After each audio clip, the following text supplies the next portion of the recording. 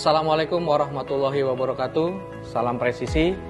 Saya AKBP Agus Listianto SASIK selaku Kapolres Aceh Barat Daya beserta staf dan jajaran mengucapkan selamat kepada Bapak Jenderal Polisi Purnawirawan Profesor Tito Karnavian MA PhD atas penganugerahan gelar kehormatan Ketua Panglima Hukum Nangro dari Paduka Yang Mulia Wali Nangro Aceh.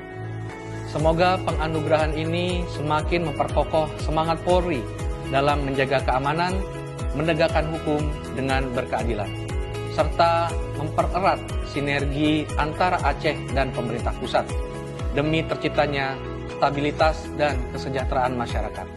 Wassalamualaikum warahmatullahi wabarakatuh. Salam presisi.